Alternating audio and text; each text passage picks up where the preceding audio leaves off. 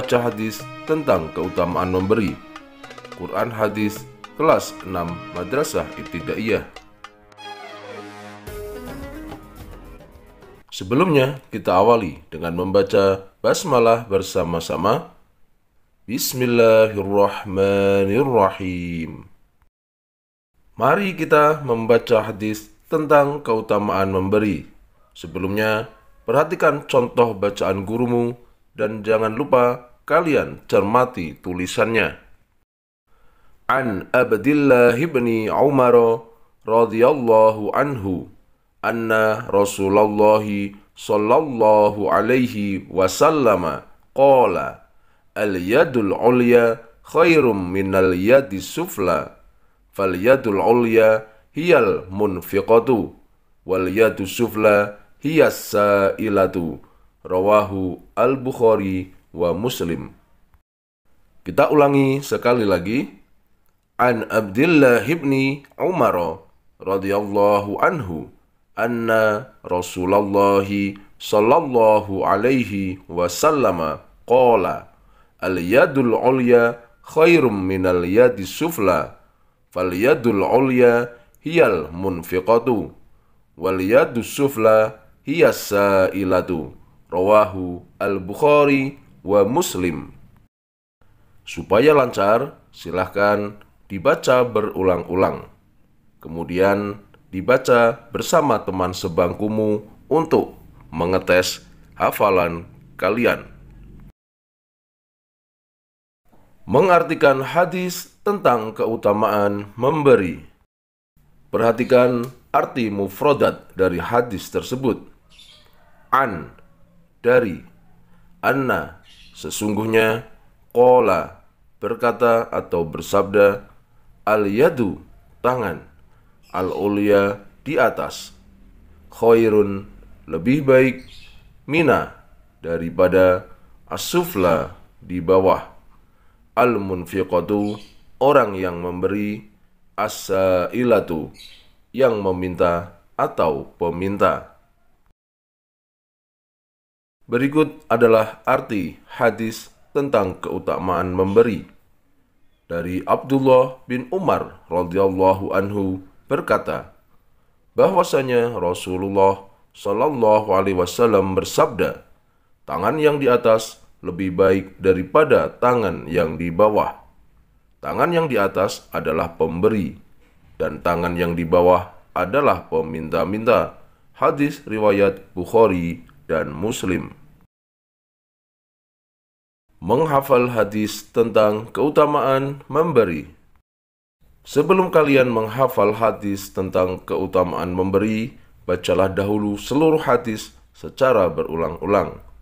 Kemudian, barulah kalian memulai menghafal hadis tentang keutamaan memberi dengan cara menghafal penggalan hadis secara berulang-ulang sampai hafal. Kalau sudah hafal, kalian lanjutkan menghafal penggalan hadis berikutnya sampai betul-betul hafal.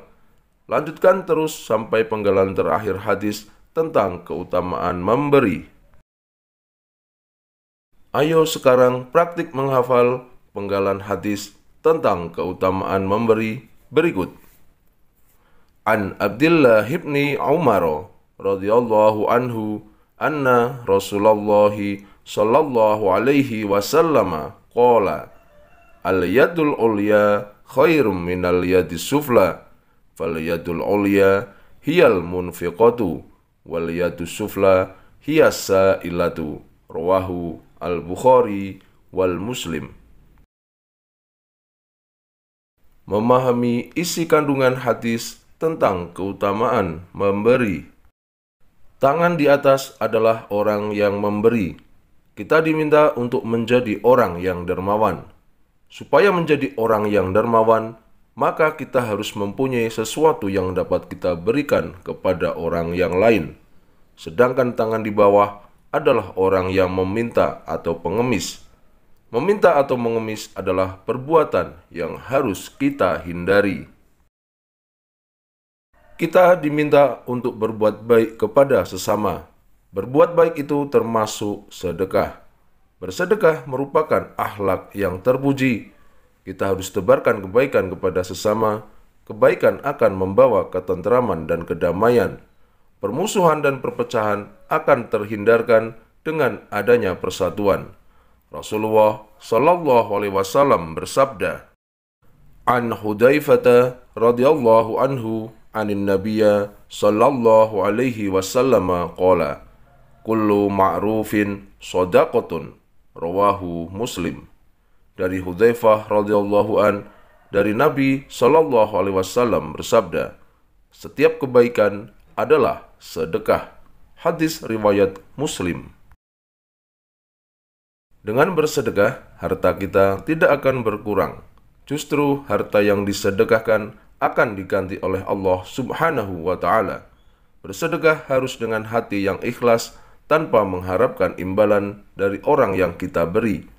Bersedekah tidak boleh disertai dengan caci maki. Kita hanya boleh mengharap ridho dari Allah Subhanahu wa Ta'ala saja. Firman Allah Subhanahu wa Ta'ala dalam surah Saba ayat 39, "Qul inna rabbi yabsutur rizqa liman yasha'u min ibadihi wa yaqdiru lah, wa ma anfaqtum min syai'in fahuwa yukhlifuh, wa huwa khairur raziqin." Artinya, katakanlah sungguh Tuhanku melapangkan rezeki dan membatasinya bagi siapa yang Dia kehendaki di antara hamba-hambanya. Dan apa saja yang kamu infakkan, Allah akan menggantinya, dan Dialah pemberi rezeki yang terbaik. Bersedekah tidak boleh pilih kasih, sekalipun sedekah itu jatuh pada orang yang tidak berhak menerimanya. Orang yang menerima sedekah dengan senang hati akan mendoakannya. Para malaikat juga ikut mendoakan orang yang bersedekah supaya mendapatkan ganti. Rezeki yang didapat itu merupakan pemberian dari Allah Subhanahu wa Ta'ala, maka tidak boleh kikir terhadapnya. Kikir merupakan akhlak yang tercela. Allah Subhanahu wa Ta'ala akan memberikan siksaan yang berat kelak di hari kiamat kepada orang yang kikir. Hartanya akan dikalungkan di lehernya. Firman Allah Subhanahu wa Ta'ala dalam surah Ali Imran ayat 180, "Wala yahsabanna alladhina yabkhaluna bima atahumullahu min fadlihi huwa khairul lahum bal huwa syarrul lahum sayutawwaquna ma bakhilu bihi yawmal qiyamah." Sekali-kali janganlah orang-orang yang bakhil dengan harta yang Allah berikan kepada mereka dari karunia-Nya menyangka bahwa kebakhilan itu baik bagi mereka. Sebenarnya kebakhilan itu adalah buruk bagi mereka. Harta yang mereka bakhilkan itu akan dikalungkan kelak di lehernya di hari kiamat. Harta yang dimiliki harus dibelanjakan di jalan Allah Subhanahu wa Ta'ala. Jangan takut miskin karena bersedekah. Harta yang dimiliki tidak boleh ditutup-tutupi, apalagi merasa sayang terhadap harta sehingga menjadikan enggan untuk bersedekah. Orang dermawan dicintai oleh Allah Subhanahu wa Ta'ala, Rasulullah Shallallahu Alaihi Wasallam, dan masyarakat. Bersedekah harus ikhlas tanpa mengharapkan imbalan dari siapapun. Sabda Rasulullah Shallallahu Alaihi Wasallam, "Innallaha jawadun yuhibbul jawada wa yuhibbu makarimal akhlaqi wa yukrihu safsafaha." Sesungguhnya Allah Subhanahu wa Ta'ala itu Maha Pemurah, mencintai orang yang memiliki sifat pemurah dan mencintai budi pekerti yang bagus. Allah Subhanahu wa Ta'ala membenci kepada budi pekerti yang buruk. Allah Subhanahu wa Ta'ala menganjurkan untuk bersedekah terhadap harta yang disayangi. Ini sebagai bukti bahwa harta yang dimiliki itu juga merupakan ujian. Menyedekahkan harta yang disayang itu sangat berat. Firman Allah Subhanahu wa Ta'ala dalam surah Ali Imran ayat 92, "Lan tanalul birra hatta tunfiqu mimma tuhibbun wa ma tunfiqu min syai'in fa innallaha bihi alim." Kamu tidak akan memperoleh kebajikan sebelum kamu menginfakkan sebagian harta yang kamu cintai, dan apapun yang kamu infakkan tentang hal itu, sungguh Allah Maha Mengetahui. Kehormatan diri juga harus dijaga dengan baik. Jangan sampai merendahkan diri dengan meminta-minta atau mengharapkan pemberian orang lain.